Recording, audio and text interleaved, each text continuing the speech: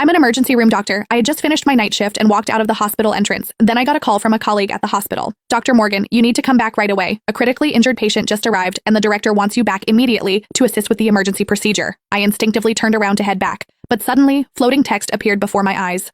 Whatever you do, don't enter that operating room. Don't participate in this procedure. The patient is already dead. You're just going to be the scapegoat for the director's daughter. This patient comes from a powerful family. Not only will you get a death sentence, but your parents will be driven to suicide too. My footsteps froze. A few seconds later, my heart went cold. I decided to trust these messages, to take this gamble. My eyes quickly scanned the ground. I immediately locked onto an uncovered manhole on the road surface. I gritted my teeth and squeezed my eyes shut, then threw myself deliberately into the opening. I've been working as an emergency room doctor for almost 10 years now. I've always valued my patients' lives more than my own. So when I received that call from my department, I didn't hesitate for a second. I immediately turned back, just as I was about to reach the emergency building entrance. These floating messages suddenly appeared out of nowhere before my eyes. I froze. I shook my head frantically and rubbed my eyes, wondering if working night shifts had finally broken my brain, but the messages kept scrolling steadily above my head. It's over. The moment you step into that operating room, they'll declare the patient dead. They're waiting for you to go in so you can be their scapegoat. The entire operating room will cover for the director's daughter, Emily Tang, claiming your operational error caused the patient's death. Be careful. My mouth fell open. Emily Tang was my roommate and close friend throughout our 4 years of medical school.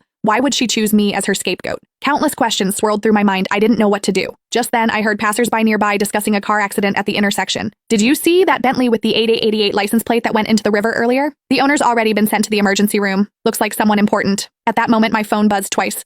Messages from Emily Tang. Morgan, where are you? Hurry up. Pre-op is ready. We're just waiting for you. Move it. I'm waiting for you at the operating room entrance. Seeing these 3 urgent messages, the blood in my veins practically froze. Could there really be such a coincidence? A patient with serious connections, and Emily frantically urging me to get to the operating room. Thinking calmly about it, this was supposedly just a routine emergency.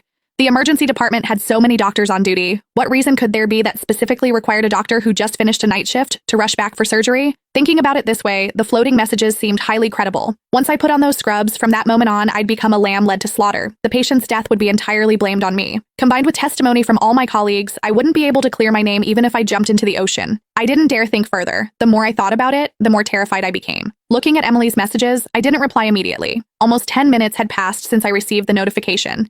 I quickly made a decision in my mind. Since the messages said I would be framed, then I'd take this gamble, as long as I didn't appear in that operating room. No one could frame me. My eyes quickly scanned the ground. I immediately locked onto a spot in front of the emergency building, an uncovered manhole on the road surface. I pretended to hurry toward the emergency entrance. As I approached the opening, I gritted my teeth and suddenly shut my eyes, then threw my entire body into the manhole. The sensation of weightlessness suddenly engulfed me. I instinctively tensed my body. The next second, I crashed heavily onto the hard cement floor at the bottom of the well.